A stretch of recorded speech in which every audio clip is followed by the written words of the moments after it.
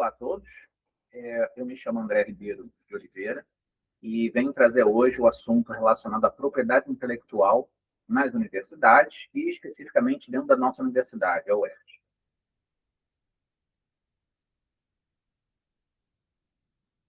Eu sou era professor lotado no Departamento de Engenharia Industrial, na Faculdade de Engenharia.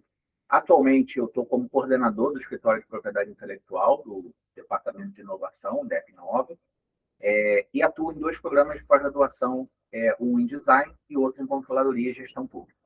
Além de ser coordenador de uma UDP chamada Laboratório de Gestão de Inovação e Empreendedorismo, em que a gente trabalha ali com as temáticas de inovação e empreendedorismo em relação a aspectos relacionados à pesquisa, a projetos de extensão e aceitando alunos de graduação e vinculando esses conteúdos dados, né, nos ensinos de graduação e no nível de pós-graduação.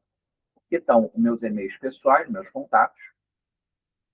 E a ideia hoje é que a gente fale um pouco sobre a questão da propriedade intelectual na UERJ, mas antes disso, é importante a gente considerar alguns quadros teóricos sobre inovação e empreendedorismo. O primeiro deles é em relação à atualização da definição de inovação. Tá?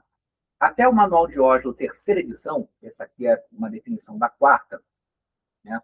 A inovação é considerada um produto ou processo novo, melhorado, diferente das edições anteriores, e que necessariamente teria que levar ao lucro, né, do proprietário daquele produto ou daquele processo novo ou melhorado.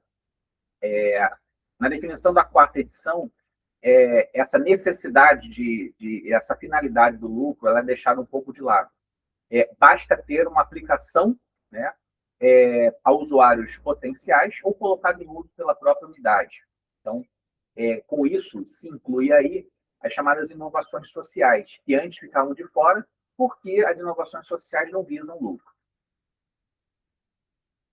É importante que, ao reconhecer que a inovação leva a uma implementação na sociedade, seja ela para o mercado orientada para o lucro, seja na sociedade de uma maneira geral, há um ciclo, né, que envolve, num primeiro passo, os trabalhos de pesquisa básica, né, vinculados a descobertas científicas, muito trabalhados nas universidades, que conduzem as pesquisas básicas.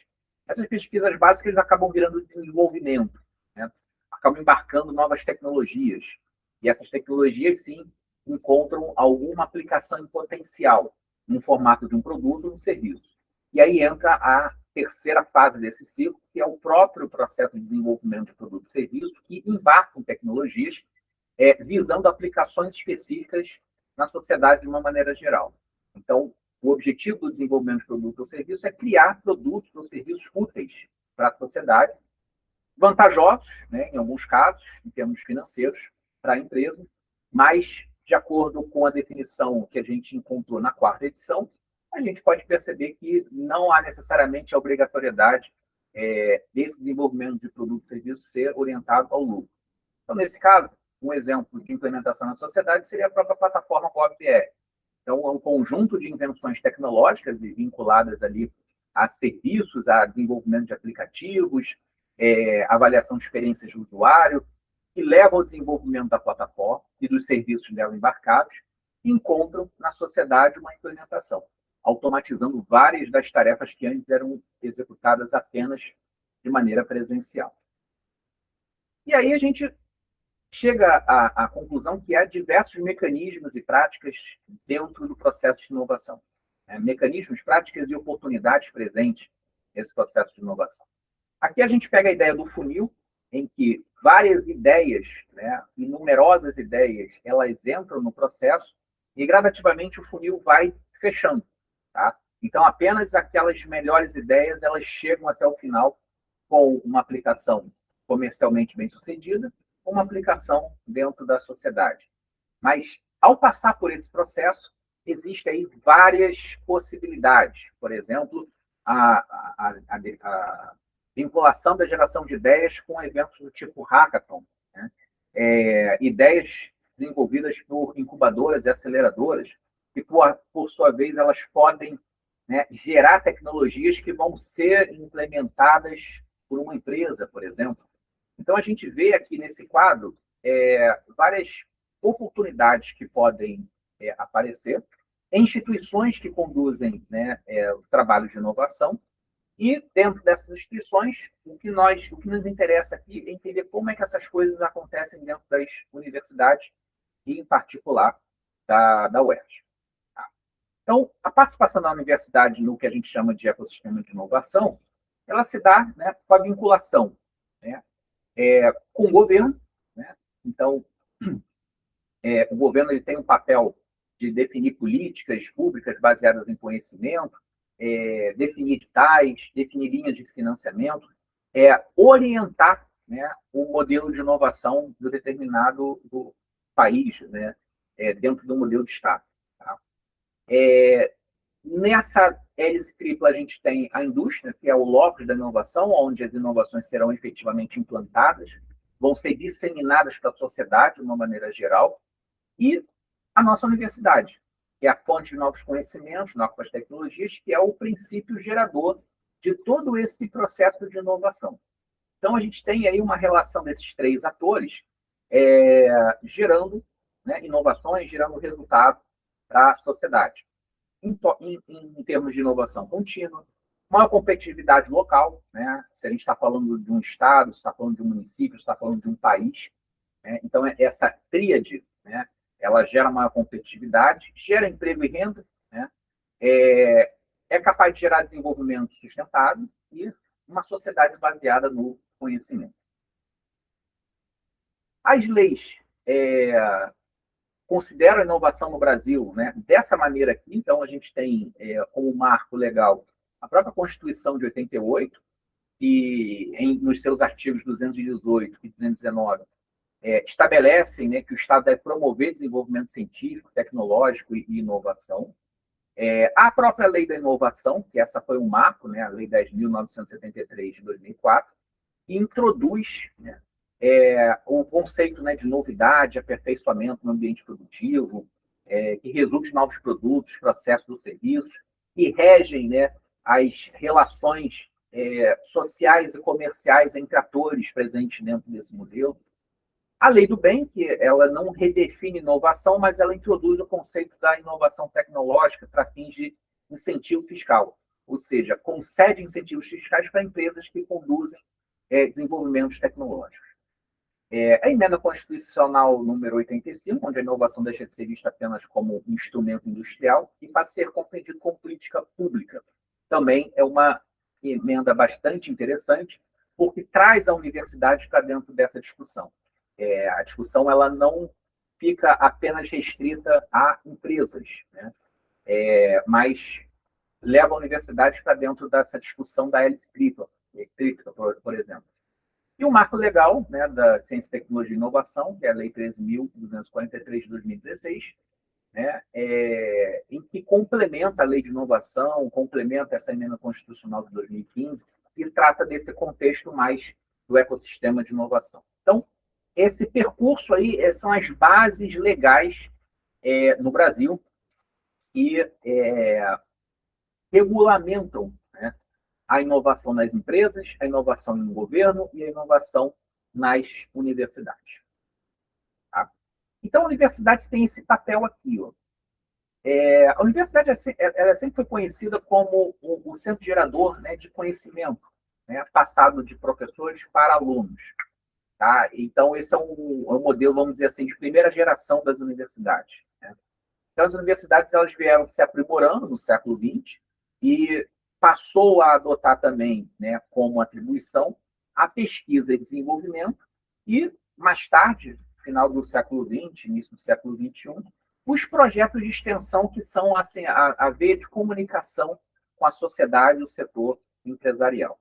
Então, pesquisa e desenvolvimento e projetos de extensão levam à comercialização e licenciamento, à constituição de startups desenvolvidas a partir de laboratórios de pesquisa e desenvolvimento das universidades, a participação societária em empresas, que hoje não é tão regulamentado assim, mas não é bem regulamentado gera sempre muitas dúvidas, inseguranças jurídicas, mas é possível que em outros países, né, a gente vê a participação de professores em empresas, serviços de consultorias, né, projetos cooperativos, né, compartilhamento de infraestrutura de laboratórios, ambiente de inovação.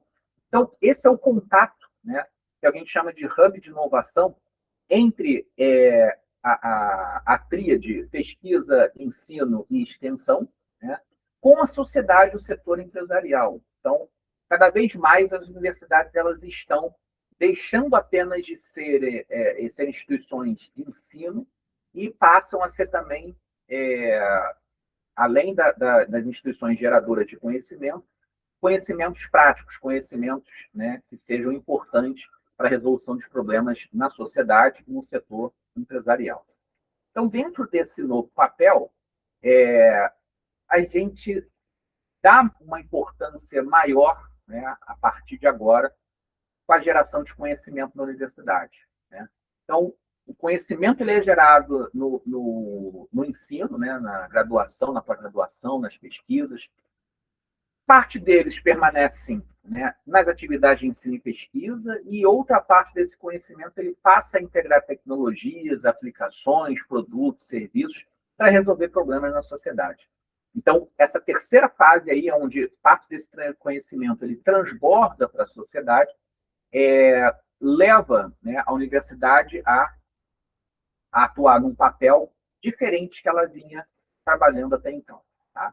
E, com isso, traz, né, responsabilidades. Então, nós temos aí a necessidade de proteção desse conhecimento que transborda para fora da universidade. Ele precisa ser gerenciado, ele não pode ser livre, né?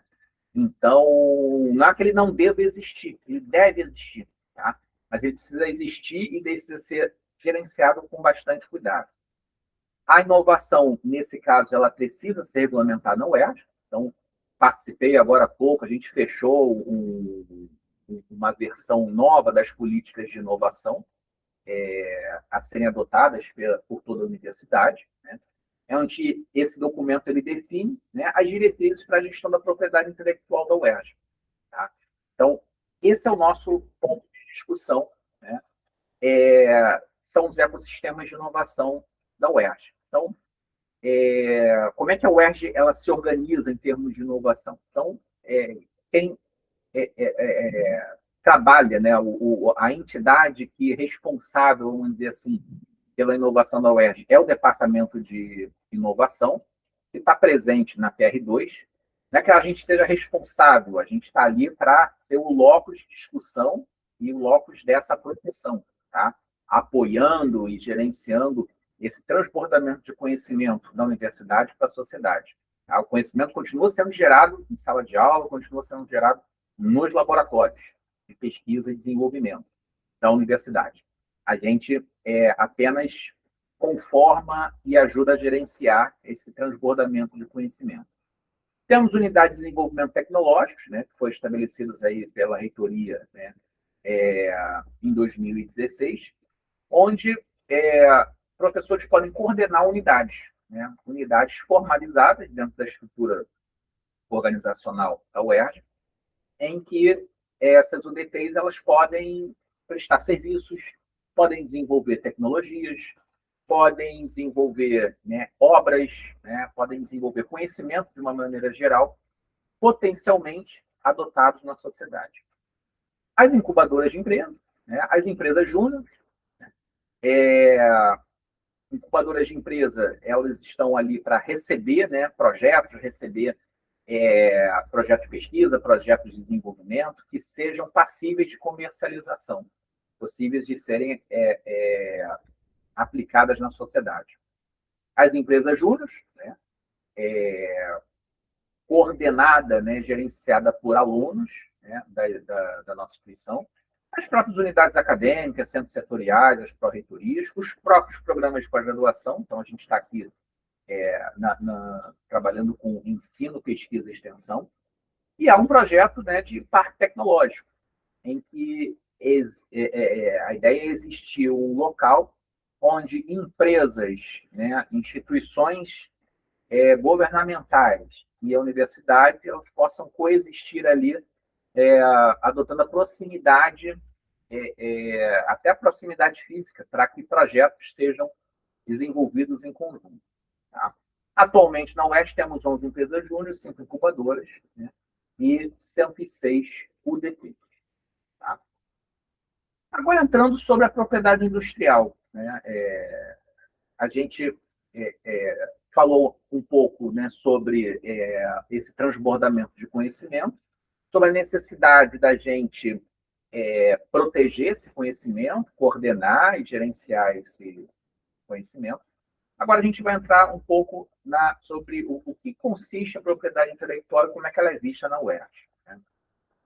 Como vocês podem perceber, existem diversas definições de propriedade intelectual. Eu não vou entrar no detalhe de cada uma dessas definições, só chamo a atenção porque lá em 75, década de 80, início dos anos 2000, era uma área, era um ramo do direito. Tá? Então, propriedade intelectual, era uma questão de legislação até então. E a partir de 2013, 2014, começam a ser inseridos aí nos conceitos de propriedade intelectual, a questão da participação do autor, a importância do titular, né? Que é responsável ali, que a ele é permitida a comercialização e a utilização daquele ativo intelectual. Né? Então, a gente vê aí, né, a evolução dos conceitos que antes estavam muito focados na legislação e passando a serem considerados, né, no próprio processo de inovação. Tá? Qual é a lógica, né, da relação dessa propriedade com o Estado? Tá?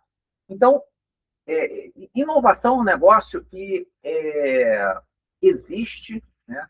As empresas buscam inovação, os indivíduos buscam inovação, né? Funcionários do governo, as pessoas na universidade buscam por inovação. Atrás disso há uma motivação empreendedora. Né? Claro, a gente quer resolver problemas, a gente quer o bem-estar da sociedade, a gente quer o bem-estar dos nossos clientes. Eu não tenho cliente, mas tenho aluno, então eu quero o bem-estar dos meus alunos. Então, a gente busca mecanismos para levar, né, solução de problemas e melhorias para essas pessoas. Tá?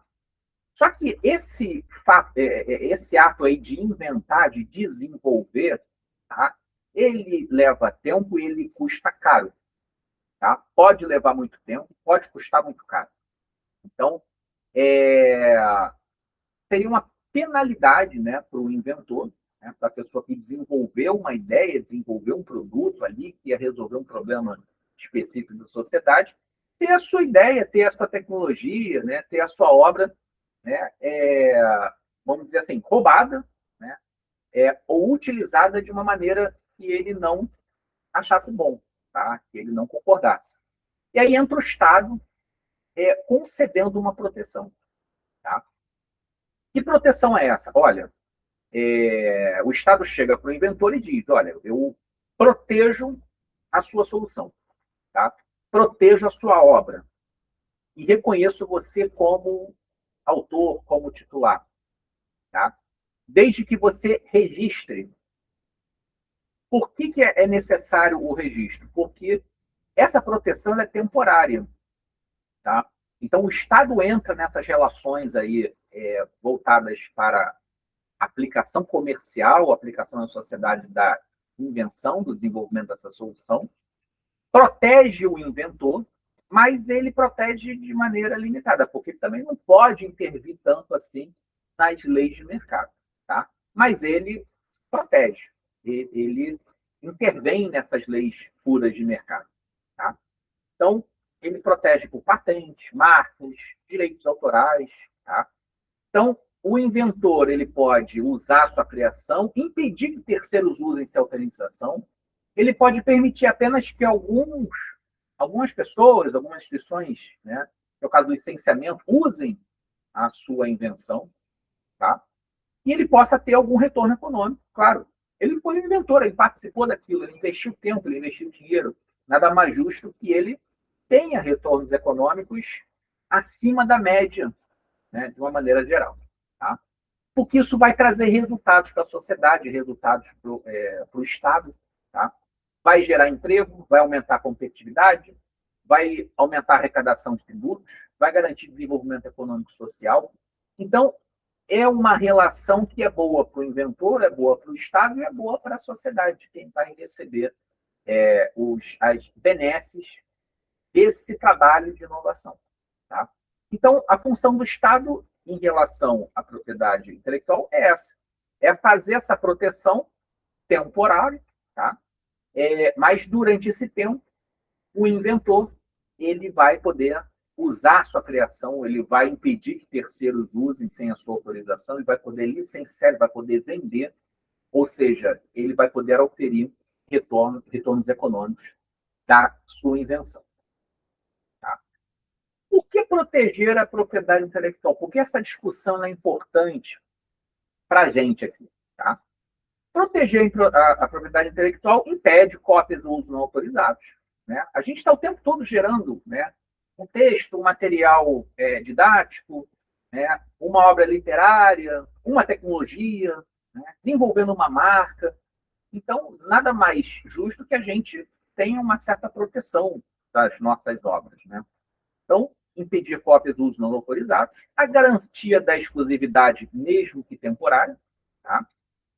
Para facilitar a transferência de tecnologia, então, um acordo entre universidade e empresa, eu tenho ali um objeto, né, protegido, em que há ali, né, uma combinação de como aquela tecnologia, aquele conhecimento será transferido por uma empresa, por exemplo. Tá? Aumenta o valor dos ativos, atrai investidores. Tá? Se a ideia é boa, pode gerar retorno financeiro, isso atrai investidores. Né? Estimula a própria inovação e gera impacto econômico e social. Então, são algumas razões que levam os autores a proteger a sua propriedade intelectual. Os tipos de propriedade intelectual, né? A gente tem basicamente 3 grandes grupos, né, de propriedade intelectual. O primeiro, o direito autoral, protege obras resultantes da expressão criativa. Tá? A propriedade industrial, que protege a criação com aplicações econômica, industrial ou comercial, então mais relacionada a tecnologias. Né?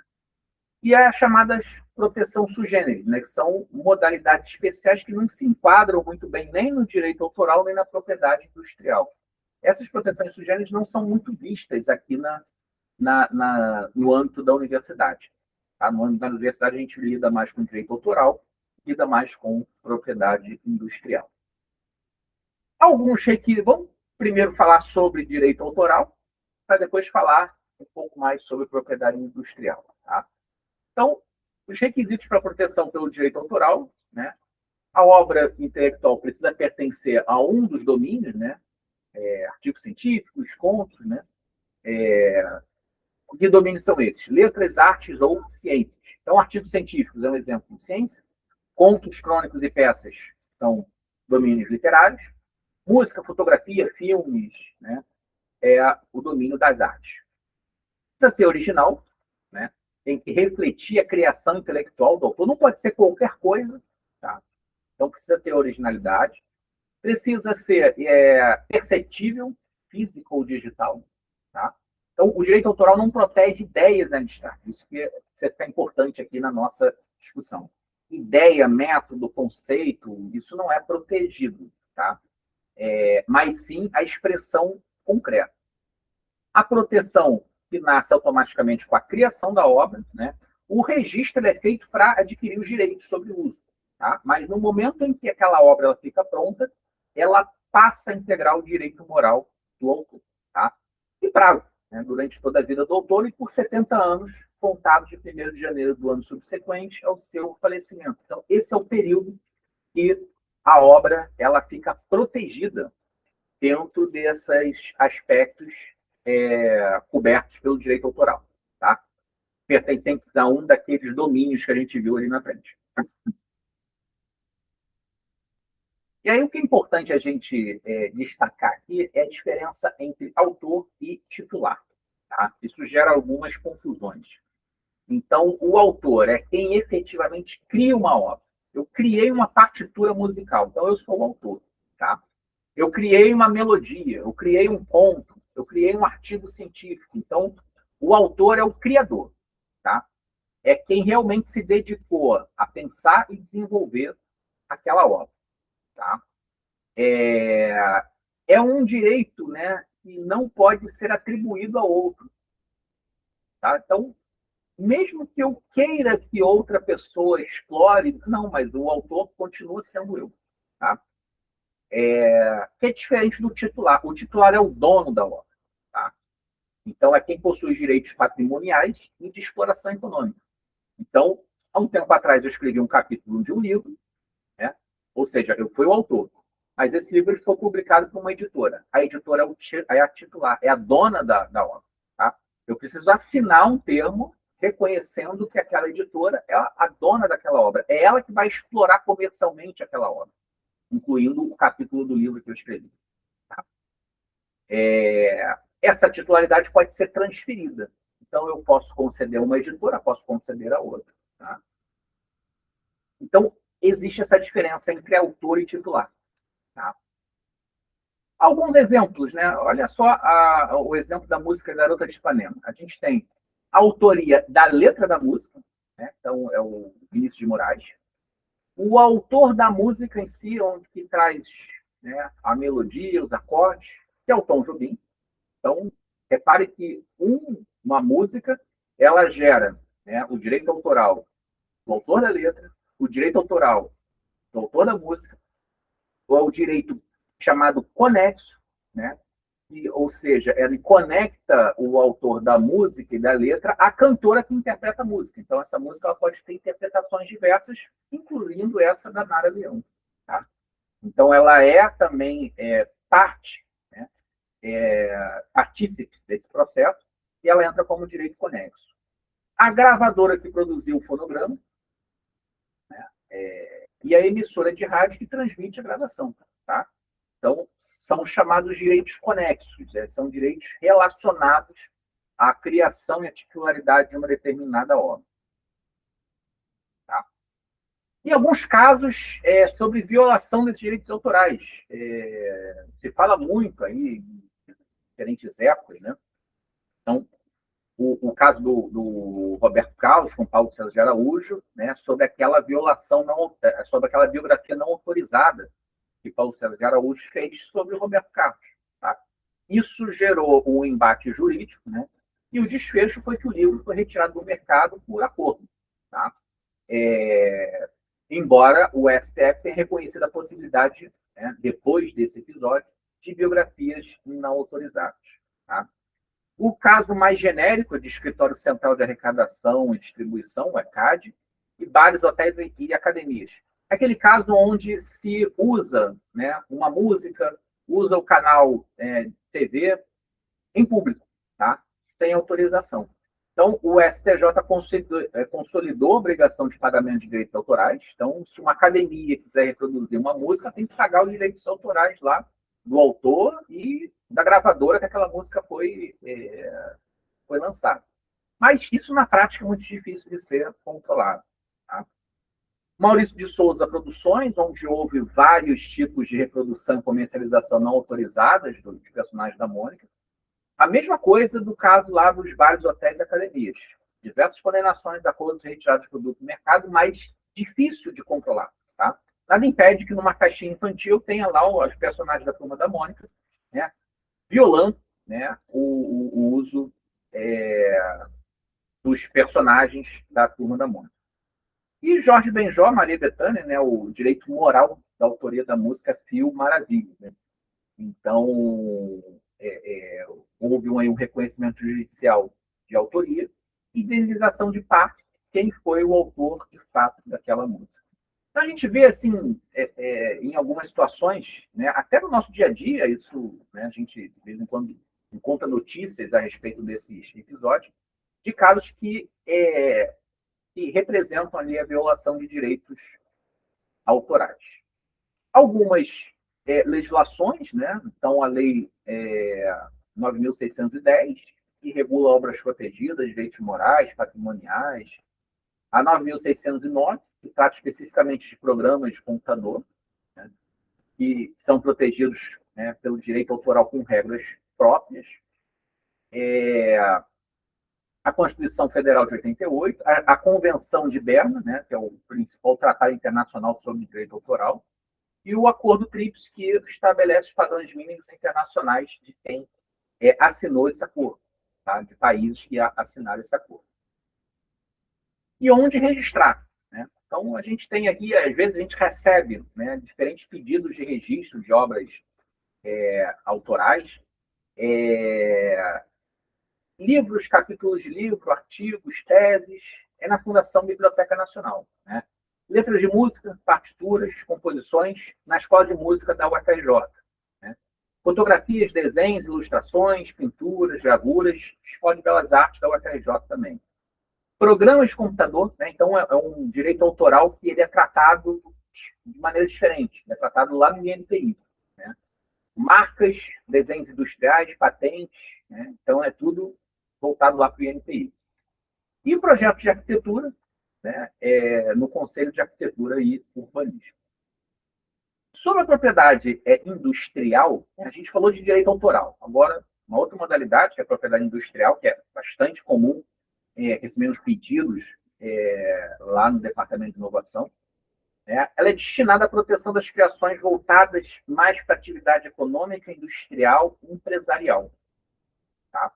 E, claro, assim como o direito autoral, também confere ao titular um direito temporário de exclusividade sobre esses bens. Tá? Sua finalidade é incentivar a inovação, a concorrência e o desenvolvimento tecnológico, em que cada modalidade da propriedade industrial ela possui requisitos próprios. Tá? As modalidades são essas aí, as patentes de invenção, né? Então, é uma proteção de uma solução técnica para um problema técnico. Um novo medicamento, um novo motor elétrico, uma nova vacina, são exemplos de tecnologias desenvolvidas que viraram produtos ou serviços e passíveis de serem protegidas por patente de invenção. Tá? O modelo de utilidade, que ele protege os aperfeiçoamentos funcionais em objetos já existentes. Um novo sistema de abertura de uma garrafa, um novo tipo de cadeira dobrável, um abridor já existe. Agora, um novo sistema de abertura de uma garrafa é algo que pode ser considerado um aperfeiçoamento do abridor existente. Então, ele se enquadra aí como um modelo de utilidade. A marca, né, que é o sinal distintivo identificado para identificar produtos ou serviços, para identificar empresas e instituições, e o desenho industrial. Né? Então, a Nike, a Natura, a Petrobras, Nubank, têm suas marcas próprias. Né? E o desenho industrial que protege a aparência estética de um produto. Né? O formato de uma garrafa, o design de um smartphone, desenho de uma cadeira, isso tudo pode ser enquadrado dentro da propriedade industrial, na modalidade desenho industrial. Então, a gente tem essas 4 modalidades de propriedade industrial. Como eu havia comentado, descobertas científicas, teorias científicas, métodos matemáticos, coisas muito abstratas, não são passíveis de serem protegidas. Tá? Então, também recebemos muitas vezes pedidos, não, eu tenho aqui uma equação. Cara, isso não é proteção. Tá? Isso é um conhecimento gerado que, uma vez embarcado numa tecnologia, com uma aplicação própria, aí sim pode virar uma patente de invenção ou um modelo de utilidade, caso ela melhore, né, uma tecnologia anterior. Mas a descoberta científica em si, as teorias científicas, elas não são passíveis de proteção. Às vezes as pessoas insistem um pouco, né? Claro, as pessoas gostam daquilo, são apaixonadas, querem às vezes proteger, mas o Departamento de Inovação acaba acolhendo, mas no INPI não vai ser concedido. Tá? Mas estamos aqui para ouvir e aconselhar qualquer pessoa que vá até o departamento e queira proteger seu ativo intelectual. Tá? Requisitos para concessão, a gente tem novidade. Então, a invenção ela não pode ter sido divulgada ao público até então, em qualquer lugar do mundo. Tá? Então, se eu pretendo depositar uma patente, a gente vai ver daqui a pouco um fluxo, né? A primeira coisa a fazer é verificar se essa tecnologia já era conhecida naquele momento. Tá? A atividade inventiva, né, que é o segundo requisito, que a invenção ela não pode decorrer de maneira óbvia ou evidente, Tá? Então, para um especialista, a solução é óbvia. Então, por isso que o NPI ele tem técnicos de diferentes áreas. Tá? Eu tenho que ter alguém da eletrônica, eu tenho que ter alguém da nanocomputação, eu tenho que ter alguém da química, eu tenho que ter alguém da medicina. É justamente um conjunto, né, de colaboradores, né, que trabalham em rede para avaliar a obviedade, né, de uma tecnologia.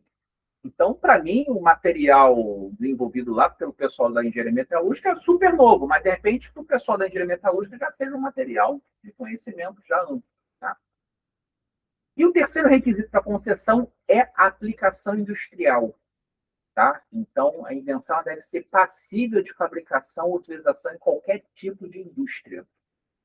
Esse é um ponto que gera muita dúvida. Então, muitas vezes, pesquisadores, professores levam, né, submetem a gente se aquele invento ali ele é passível de proteção. Não, às vezes ele é novo, né? Então já fez uma avaliação preliminar de anterioridade, viu que ele é novo. A solução não é óbvia para um especialista, mas não encontra aplicação industrial. Então, é um requisito fundamental para a concessão de patente. Então, a mesma coisa. Então, a gente pode, olha, não é passível de proteção porque ele não pode ser reproduzido ou utilizado na prática. Tá? Aí o pesquisador, não, eu quero submeter. Aí submete, o NPI vai e reprova. Não concede a patente por conta desse requisito. Tá? Assim como a gente viu lá o autor e o titular, a gente também tem diferentes papéis aqui. Né? O inventor e o titular. O inventor é aquele efetivo criador da invenção, do modelo de utilidade ou do desenho industrial. Né? Ele é quem gastou tempo, é quem trabalhou e quem concebeu a solução técnica. Né? Então, todo esse trabalho decorrente da contribuição inventiva foi realizada pelo inventor, enquanto o titular ele é o proprietário do direito da propriedade industrial. Né? É quem possui o direito de exploração econômica daquele ativo, que pode ser uma pessoa física ou pessoa jurídica. Então, via de regra, pela lei de inovação, o titular de uma invenção desenvolvida no contexto da universidade, o titular é a universidade. Tá? Isso vale não só para a universidade, vale para qualquer empresa. Então, se um funcionário de uma empresa, Petrobras, por exemplo, ele desenvolve alguma coisa, né? Ele tem uma atividade inventiva e ele passa nos três requisitos para concessão, o titular é a empresa, né? É o proprietário da propriedade industrial. Tá? Isso está na lei de inovação. E aí vamos ver o exemplo do smartphone. Né? Então, a gente tem várias modalidades de propriedade industrial vinculadas a um produto só. Então, a tecnologia da câmera, a bateria, né, foi passível de patente, uma proteção da solução técnica incorporada ao aparelho. O formato aparente do aparelho é protegido por desenho industrial. O nome comercial, iPhone, Galaxy, né, é protegido pela marca. Tá? O logotipo do fabricante também é protegido pela marca. Né? O sistema operacional e aplicativos embarcados por programas de computador. Tá? Então, ele é protegido não pela propriedade industrial, mas pelo direito autoral, mais passível de registro no INPI. E as interfaces gráficas, né? Então, protege os elementos criativos, né? Como os ícones, as ilustrações, animações. Então, a gente tem um exemplo aí de um equipamento, né, que tem vários componentes protegidos sob diferentes modalidades. Tá? E aí a gente começa a perceber aí como complexa essa discussão ela pode se tornar. Tá? Então, eu posso ter, por exemplo, um smartphone da concorrência que tem a sua própria tecnologia de câmera, o seu próprio formato de aparência do aparelho, mas que tem interface gráfica semelhante a um já existente. Então, ele vai estar ferindo o direito autoral, né, dos elementos criativos que foram inseridos naquela interface. Então, toda essa discussão se torna muito complexa à medida em que a gente tem, num único equipamento, num único artefato, vamos dizer assim, diferentes formatos de proteção intelectual e autoral. Tá? Então, fazendo uma comparação rápida, né, entre direito autoral e propriedade industrial, lá no caso da música Garota de Ipanema, uma única obra gera diferentes direitos. Tá? É o direito, né, da letra da música, da gravadora. O smartphone ele incorpora direitos de diferentes modalidades. Tá? Muitas vezes também pertencentes a diferentes titulares. Tá? Assim como a gente viu lá no caso do direito autoral, a gente tem os casos conhecidos sobre violação da propriedade industrial. Apple e Gradiente foi uma questão relacionada à marca. Né? Então, em 2000, a Gradiente depositou no NPI o pedido de registro da marca G Gradiente iPhone. Tá? Anos antes da Apple lançar o iPhone em 2007. Tá? Então, quando a Apple buscou registrar a marca no Brasil, encontrou o pedido anterior da Gradiente. Tá? Então, é um caso ali de tentativa de violação da marca.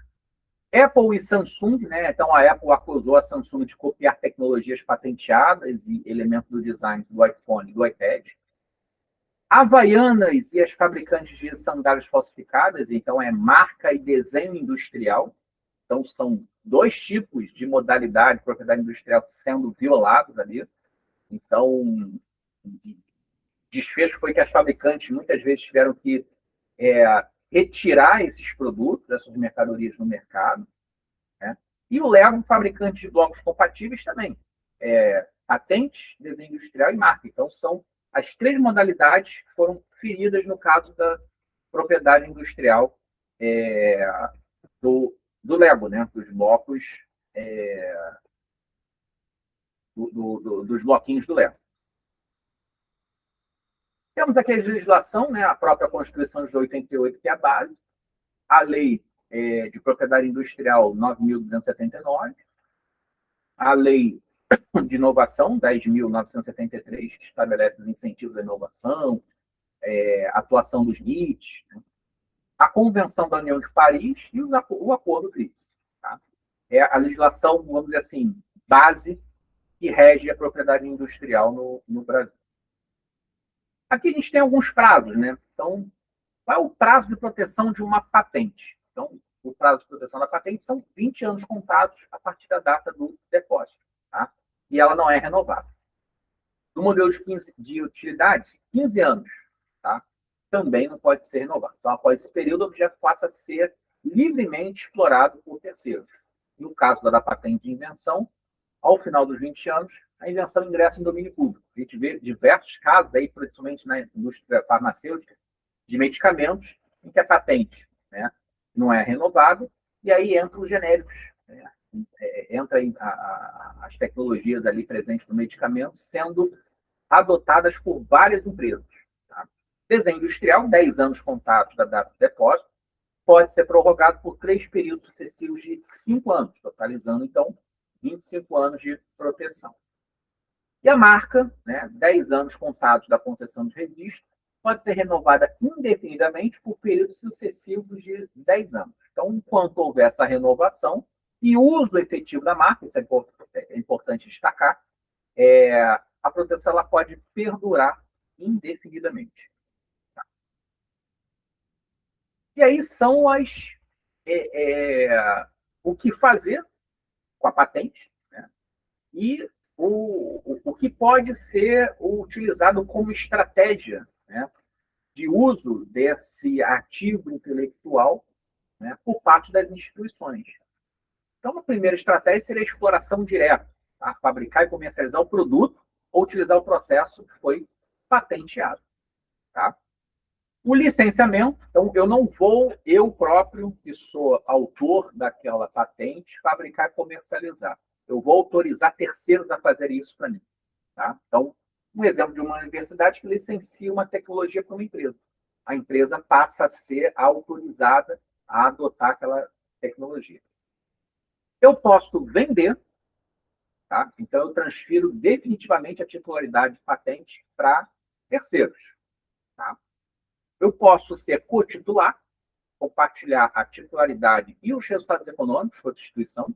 E é isso que acontece mais ou menos com patentes desenvolvidas por pesquisadores de várias universidades. Então, a divisão é uma divisão equânime. ou não, depende da participação de cada pesquisador, depende de quanto ali os ativos da universidade foram utilizados, mas é o caso de dividir a titularidade daquela patente. Eu posso transferir o conhecimento, negociar o conhecimento associado à patente, tá? Então, licenciar acompanhado de instalar, de implementar, de treinar e dar suporte tecnológico para terceiros.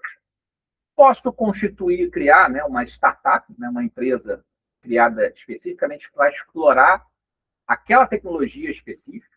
Tá? Posso captar investimentos. Eu tenho uma patente, olha, isso aqui tem um potencial de mercado interessante. Então, uma empresa pode financiar, né, o desenvolvimento comercial daquela patente. Parcerias de P&D então, entram como moedas, né, de negociação entre tecnologias. Então, eu concedo o direito, ou licencio, ou eu vendo essa tecnologia para você, você me devolve uma outra tecnologia. Tá? Uso estratégico, né, de patente defensiva, que é aquelas que não há interesse comercial, apenas o objetivo é que impedir de concorrentes utilizem aquela tecnologia. Eu posso ter uma patente de proteção, por exemplo. Tá? Não fazer nada também é uma opção. Patentear e não fazer nada também é uma opção. Eu não necessariamente preciso explorar comercialmente aquela patente. Tá? Indicação geográfica, né, um tipo muito específico aí de propriedade industrial. É o caso da indicação de procedência. Vale dos Vinhedos, o café do Cerrado Mineiro, né, o queijo canastra, ou seja, são produtos vinculados a uma origem. Tá? Então, isso também ele é passível de proteção. Tá? O segredo industrial, né, a gente comentou aqui, não necessariamente eu preciso obter retorno financeiro daquele ativo intelectual, mas eu posso usar aquele segredo industrial como uma informação, né, confidencial, que possui valor econômico. Né? Porque eu não quero, em nenhum momento, compartilhar aquele conhecimento com tudo. Tá? Lembre-se que patente tem a proteção dada pelo Estado por 20 anos. Então, ao final dos 20 anos, você vai abrir, né? Quer dizer, o Estado vai abrir aquele conhecimento para a sociedade. E há empresas que não querem que seu conhecimento seja aberto para a sociedade, mesmo daqui a 20 anos. Então, a opção é manter a tecnologia, né, como um segredo industrial. Claro que existe risco daquele segredo vazar e ir para o concorrente, para o mercado, tá? Mas não depende de registro da NPI. Né? A proteção existe enquanto o segredo for, se conseguir manter aquele segredo mantido.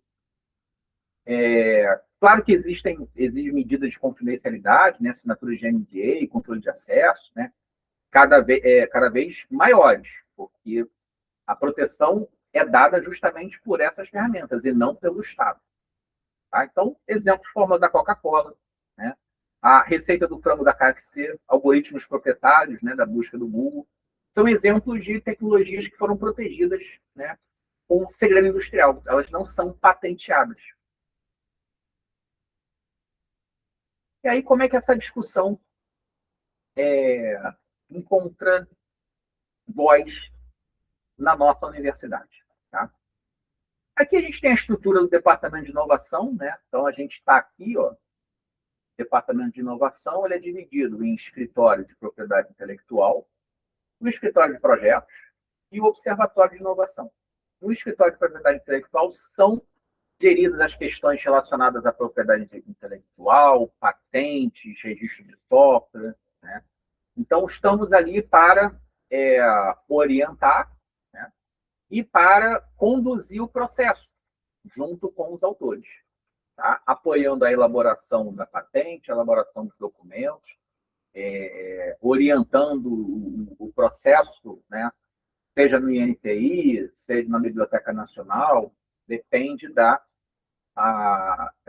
do objeto a ser protegido.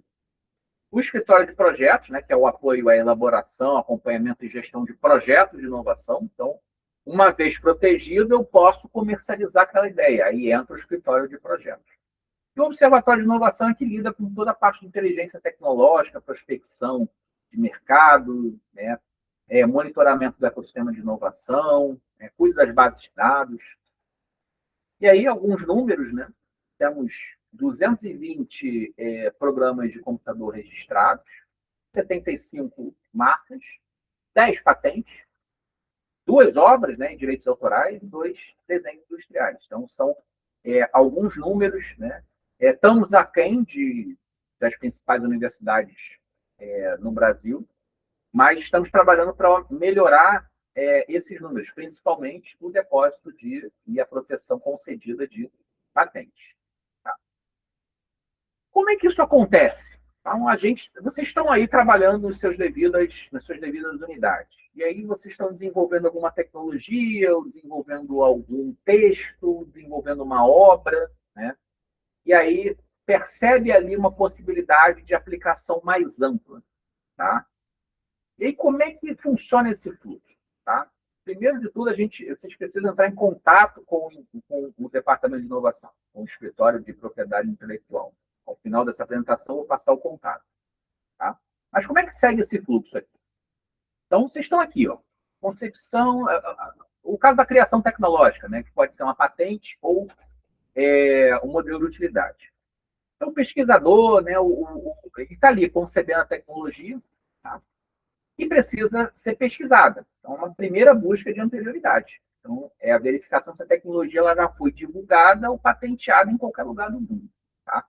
Não foi, é algo inédito, original, né? Não é óbvio, passou por aqueles, pelo menos uma primeira verificação, passou naqueles primeiros requisitos. Comunica ao DEP9. Tá? Então, o pesquisador precisa comunicar a nós, ao Departamento de Inovação, por meio de um formulário de comunicação de invenção. Então, a gente vai fazer uma avaliação se é patente, se é modelo de utilidade, se é desenvolvimento de software, né? Se o nível de maturidade tecnológica presente naquele desenvolvimento, né? O potencial de mercado, o interesse institucional. Nem tudo é patenteável. Tá? A gente tem as nossas políticas, a gente está desenvolvendo nossas políticas, então a gente precisa fazer essa avaliação em conjunto. E aí, ok, o DEP9 dá o quê? Olha, é patente. Então, junto com o autor, a redação do pedido de patente. Então, os autores vão redigir, a gente vai orientar, vai elaborar, junto com o autor, documento técnico, rever o relatório descritivo, definir bem as reivindicações. Então, é um tipo de documento que precisa estar muito bem escrito. Ele precisa ser claro, mas ele também não precisa abrir tudo, tá? Para que seja passível de proteção. Tá? O pedido ele é protocolado no INPI por nós. Tá? Então, todo o contato com o INPI é feito pelo Departamento de Inovação. Após o período legal de sigilo, que é normalmente em torno de 18 meses, o pedido torna-se público, passando a integrar o Stata Técnica. Então, ele entra no processo de proteção. E aí, depois desses 9 meses, é que há o exame técnico pelo INPI. Muitas vezes demora esse processo. Tá? E ele vai ali avaliar novidade, atividade inventiva, aplicação industrial, ele vai acessar a base de dados de todo mundo. Então, ali, o exame técnico, pelo INPI, é um processo bem demorado, porque a patente ou modelo de utilidade só é concedida se passar por todos aqueles critérios ali. Tá? E aí, uma vez concedida, a universidade, junto com os autores, pode explorar aquela patente ou modelo de utilidade, né? Existe o pagamento aí das anuidades, que a gente chama de manutenção da patente ou do modelo de utilidade. Isso segue até os 20 anos. Ou então, quando os autores não querem mais renovar aquela patente e deixam de pagar as anuidades. Tá? E aí a patente, ou o modelo de utilidade, ele é extinto. Tá? Com o software, né?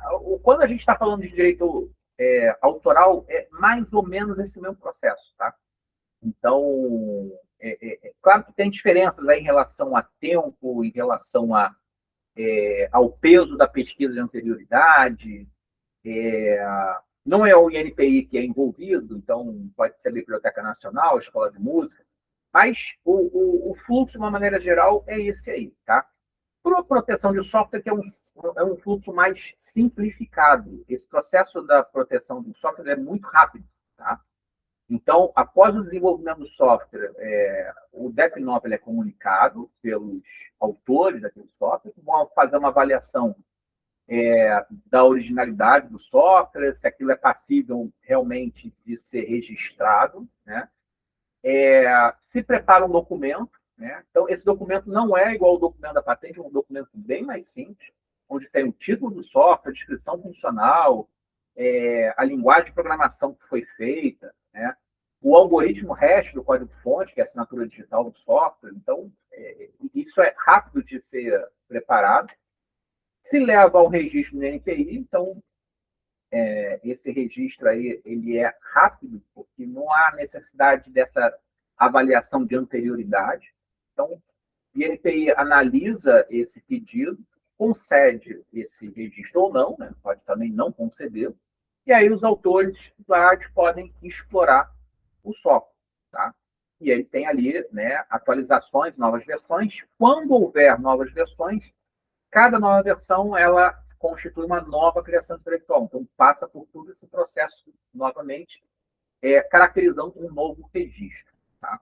E esses direitos permanecem protegidos durante a vida do autor. Então, a proteção de um software é feito pelo INPI, ele está vinculado muitas vezes à tecnologia, mas ele cai ali nas regras do direito autoral. Tá? 70 anos, contados a partir do 1º de janeiro do ano subsequente ao seu falecimento. Tá? Do autor. Algumas recomendações para os pesquisadores, né? Para aqueles que têm interesse em proteger suas obras, proteger suas tecnologias, seus inventos. Né? Não publique nada antes de conversar com o DevNovel. É muito importante, porque esse é um tipo de conhecimento que a gente não tem nas grades das nossas disciplinas da faculdade, da universidade. Então, é muito comum especialistas em diversas áreas, da área médica, da área das engenharias, não conhecer esse processo. Tá? E ao não conhecer o processo, pode, inclusive, ferir a legislação. Tá? Então, antes de qualquer coisa, conversa com a gente, nos procure e apresente, né, a sua proposta, as suas intenções de proteção intelectual. Documente o desenvolvimento da criação. É muito importante a gente ter elementos ali que mostrem o processo criativo. Defina corretamente autores, inventores e titulares, certo? É primordial. Tá? Muitas vezes, quando eu tenho um autor dentro da universidade, tudo bem. Então, eu tenho um autor e o titular é a UERJ. Mas, muitas vezes, os pesquisadores trabalham em rede. E, muitas vezes, redes com universidades internacionais, fora do Brasil. Tá? Então, isso tem que estar muito bem definido. Né? Quem é o autor, qual é a participação de cada autor, quem é o titular, ou quais são as instituições titulares, tá? Quem é que vai explorar comercialmente aquilo. Comunique o potencial inovador. Então, isso é muito importante para que haja instrumentos, insumos para que aquela obra ela seja protegida, aquele invento seja protegido. E considere a transferência de tecnologia desde o início do projeto. Tá? Sobre diferentes aspectos. Eu posso transferir por cessão, posso transferir por licenciamento, por venda direta, enfim. É importante ter em mente o objetivo daquela proteção que queira se dar. Tá? Alguns desafios: fortalecer a cultura da inovação, né? Que aí a gente precisa sensibilizar toda a comunidade acadêmica, né, sobre a importância dessa discussão da propriedade intelectual. Não é apenas um conjunto de burocracias, né, de atividades burocráticas. É um processo importante para que a universidade, de fato, cumpra o seu papel de geradora de conhecimento e de transferidora de conhecimento para soluções que sejam importantes para a sociedade. Mas tudo isso precisa ser controlado, precisa ser gerenciado. Tá? Ampliar a proteção dos ativos, a gente viu ali nos números, não trouxe aqui números das outras universidades, mas temos como melhorar, né?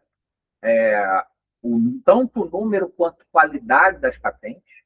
O que seria a qualidade das patentes? Aquelas que sejam potencialmente vinculadas a aplicações na sociedade, aplicações industriais, estimular a transferência de tecnologia, né, transformando pesquisa em produto, processo, serviço, em negócios de fato inovadores, né, fortalecer parcerias estratégicas dentro do âmbito das universidades, dentro da relação entre universidade e indústria, gerando impacto econômico e social. Né? É importante converter o conhecimento produzido dentro da universidade em benefícios para a sociedade e para o desenvolvimento econômico e social de uma maneira geral. A lição que a gente tira é que o maior desafio da UERJ não é apenas a proteção da propriedade intelectual, mas é justamente esse processo de transformação em inovação, desenvolvimento econômico e impacto social. Por isso é importante a gente conhecer o assunto, né? Dominar um pouco dos conceitos, dos exemplos de inovação, conhecer os ecossistemas de inovação, o ecossistema de inovação da UERJ, os papéis dos diferentes atores, conhecer os fluxos, né?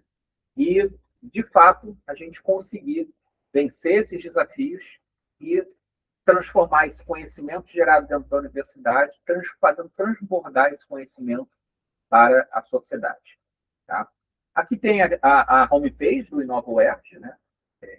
Ainda com o nome antigo, inovaUERJ.pr2.uerj.br, e aqui o e-mail, né, que a gente disponibiliza para contatos. Então, EPI, Escritório de Propriedade Intelectual, @sr2.uerj.br.